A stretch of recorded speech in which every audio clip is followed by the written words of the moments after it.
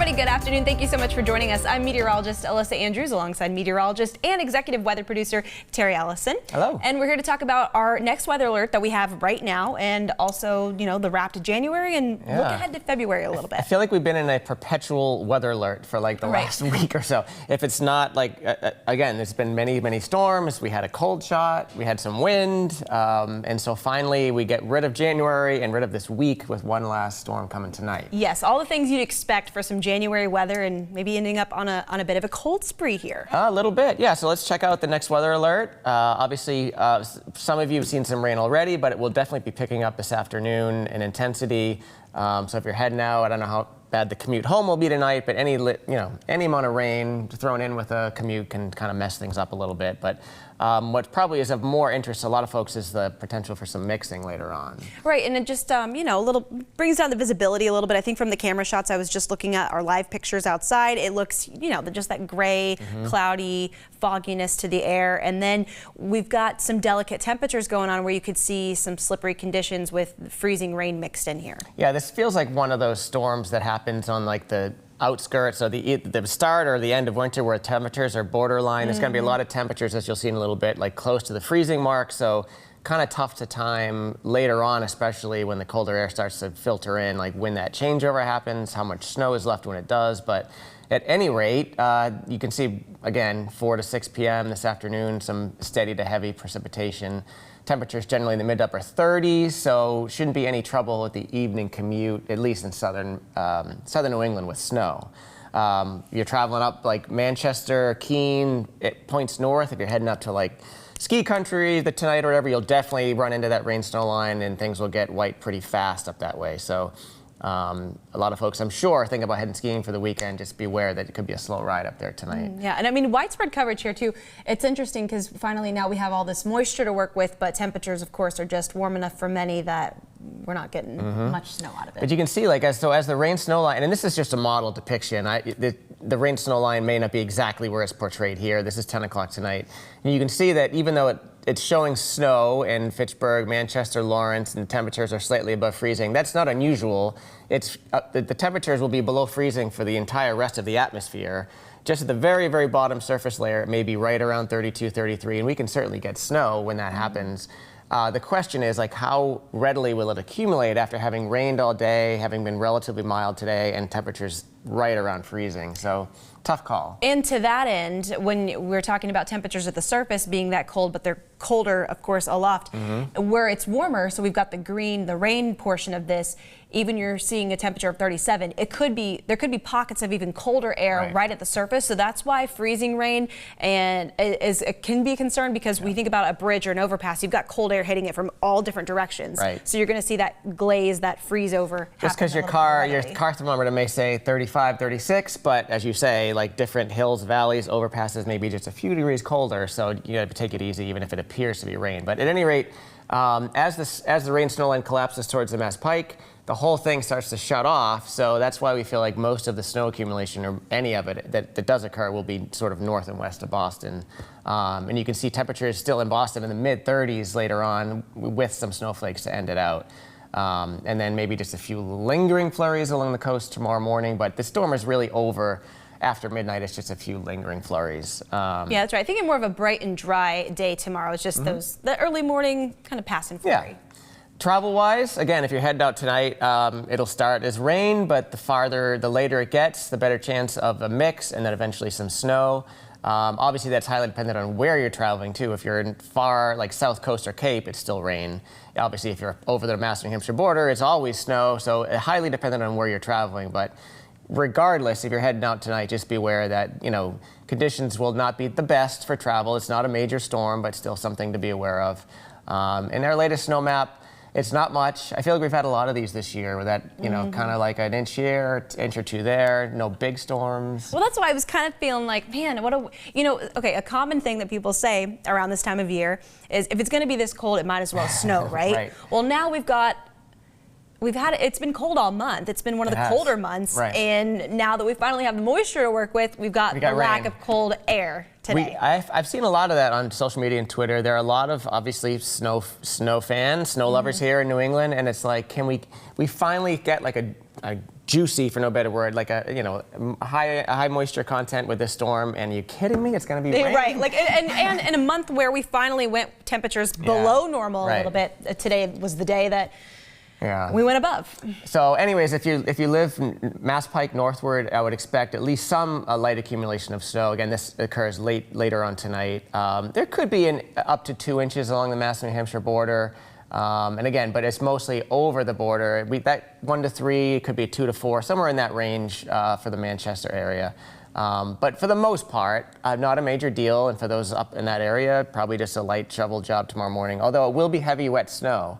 The last couple of snows we've gotten have been a little fluffy, and you can kind of just sort of brush it off. Right, that nice powder. This stuff will be on the thicker side. Good snowball making snow, but not the easiest to lift and move around. That's a good point. Actually, I had to add water to some of the snow to make snowballs lately. Totally. Yeah, I did. I was literally like trying to add water. Dedicated snowball maker. Yes. I like it. But you won't have as much of an issue, like you said, on this one. So as we wrap up January, today's the last day of January, and as of now, Boston has 8.2 inches for the month. We may add a little bit onto that tonight before midnight, but we will certainly not get to the average. The average is 14.2, and this will be the third straight year where Boston has been below the average for January snow. I do remember 2022 was a fun January, but for the most part, if you look over the last 10 years, Januaries have been coming in below average. And was that in 2022 was like the punch of snow through the winter January, or was it really snowy around that too? It was mostly in January, but it was a much snowier winter overall. Yeah, we really haven't had, that was the last sort of reasonably snowy winter we had was 3 years ago. That's when all the kids can get out and do all the sledding. So many people, my number one question is like, any of the days that we're forecasting snow, everyone's like, but can we sled in it? Is it going to be like, which kind of snow? Is it the fun snow or just, And not only that, but a lot of plow drivers, I know some up where I live, and they're like, they want to make money, right? So it's like, is it going to be enough to plow? And I'm like, an inch or two, like, I don't know. But January, as you said before, has definitely been a colder than average month. And interestingly enough, like if you just kind of look at this chart overall, it seems like the cold has been centered between like Tuesdays and Thursdays. Like each week we get like a shot of cold. Obviously this week it didn't happen as much, but overall we're more than a degree below average, which isn't that crazy, but in the scope of climate change and where we've been over the last several years and decades, like this is going to be the second month in a row in Boston where we've had average below normal temperatures. And that doesn't seem all that crazy, but this is the first time we've had 2 below average months in a row since April and May of 2020. I was shocked. when That's I started a crazy looking stat. at that. It really is. It is because, and also we didn't go that much below. Right. Like we are hardly below. Right. And it's not that to say, because I was talking about this earlier and someone's like, well, we've gone below normal. And we have. The thing is, it's wild to me we haven't done it 2 months in a row. We can't do it back to back because we've gone below plenty of times. Yeah, I mean, we love our stats here, and we chunk through. Like this one was definitely surprising. And if you want to just look at the winter months, this will be the first time we had 2 winter months in a row below average since 2017. No, that's crazy. That's insane. It's 8 years since we had, a winter where we had 2 below average months. It's different forecast area, but this just reminds me just how mild the winters have been. 2 years ago in Indianapolis, when I was forecasting there, we broke a record for days in Indy above 60 degrees. And just to set the tone here, Indianapolis on average is actually just a bit colder than Boston. Similar, yeah, right. So, I mean, it's really similar, but like just slightly below. So to have we had, I think, 11 or 12 60-plus degree days in December. Yeah. And I'm seeing that. It's a trend that, we've seen across many forecast areas. And this stat, just to say this is the first time in 5 years that we've gone back-to-back. Yeah, I mean, almost every record that we break, every streak that we have is mostly now related to warmth. And like warmer, it's been warmer than X, or 60 degree days, 70 degrees. It's rare to have like a stat that's actually on the colder side. Yeah. Anyhow, looking ahead to the weekend, that storm, as you can see, is exiting Friday tonight into early tomorrow morning, and then a big old H coming over us for tomorrow. Not bad. It'll be nice. It'll be great. It'll just be chilly. We'll be chilly, but it is February 1st tomorrow, and then we got that another quick moving storm coming through here Sunday night. We'll have more on that this weekend with Alyssa and Lexi, Jacob, but probably some light snow Sunday night and Monday, maybe another inch or 2. But again, not a major storm by any means. And the snow totals, I mean, we're getting them all by just slowly climbing here. Like a little here, a little there. I haven't really gotten a nice big snow. It's just been maybe February will change that. So quick look into February. Tomorrow is the first day of February. In general, like these are just some generalities. We temperatures for the first time start to warm again. Our average highs are in the 40s by the end of the month. Boston, it's the snowiest month of the calendar in Boston. It's interesting because it's obviously the shortest month, 28 days, but it's our snowiest month, just beating January by a little bit. And to me, the best part of February is gaining the daylight. Like an hour and 12 minutes of daylight. Our sunsets are going to go after 5 p.m. starting this weekend. Like it really starts to feel a little bit different, and just you can just walk outside, and you're not driving home from work every night in the dark anymore. Yes. Kind of thing, you know. I mean, I'm telling you, gosh, it was like yesterday. It was like 2. It was well before sunset, and I'm like, it is 2 o'clock in the afternoon. It is way too dark for this. Like we're already getting to that point. So I'm excited for that one. That'll be the nicest part.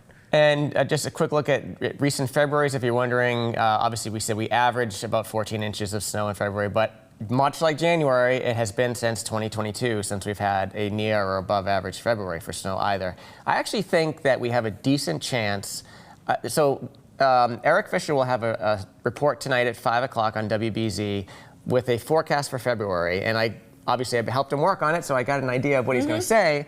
I think this February is going to be an active, stormy February. I think it's going to be a lot more ups and downs, not as much we've had sort of just persistent kind of cold, windy. Right. I think February is going to be like a little bit of a roller coaster. There may be more storms. There may be more mixing involved. But all it takes is 1 or 2 storms to get 14 inches. So I feel like we've got a better chance this February than we've had in recent years. Hey, that's something for all the snow lovers to hang on to. That's something. Definitely. That's it is something to look forward to. So Alyssa and I were talking about the groundhog in the office a little bit ago, and she just found out, shockingly, that we have our own local groundhog here in Massachusetts. Started about 20 years ago, thanks to an initiative here at WBZ and with some school kids. Drumlin Farm has their own groundhog, Miss G. And so on Sunday morning, Groundhog Day, Phil comes out, I want to say right around sunrise. It's like 7 a.m. when he comes out of his little hidey hole, whatever. And then Miss G, she's kind of a diva. She waits. She comes out around 10 in the morning. No, I like that, because if we don't like what Mr. Punxsutawney Phil has to say, we could be like, hey, we could get a totally different answer. Absolutely. And so the forecast both in Pennsylvania and here is for a good deal of sunshine Sunday morning, maybe just some high thin clouds ahead of that next storm system. So most likely they're both going to see their shadow. And I'll admit, I totally forgot what that even meant. That means 6 more weeks of winter. I feel like this is the conversation we have every single Groundhog's Day. Like, now, what does the shadow mean? Wait a minute. So yeah, they probably both see their shadow and predict 6 more weeks of winter. Okay, so if they see their shadow, it's a longer winter. I'm not sure why that is, but that's just the way it goes, I guess. But at any rate, so tune in Sunday morning. Jacob he's gonna try to get a live chat with the folks at Drumlin Farm. He'll obviously have the Punxsutawney. Jacob will make that really fun. What we're trying to do is Sunday morning, we're trying to get the sneak peek of Miss G's forecast before the 10 a.m. Oh my gosh, we got to get the inside scoop on that. Yes. Anyhow, so the groundhog forecast will be out Sunday. Our forecast for February and Eric's forecast will be out tonight on WBZ. No, I'm going to be watching for that one tonight. Yeah, it's very well done. But next 7 days, we're starting February, so that's kind of fun. Hey, we're seeing a little bit of a sneak peek to what you were just talking about with your February forecast, thinking kind of these ups and downs, because if you see Monday, highs close to 50.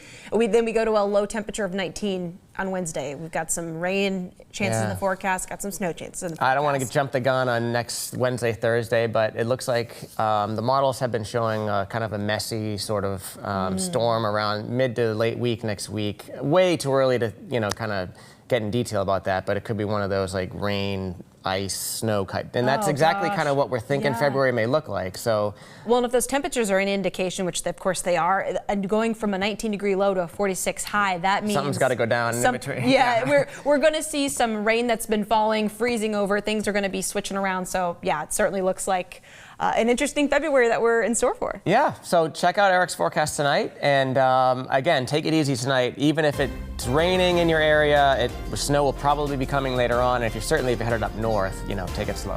Thanks for joining us.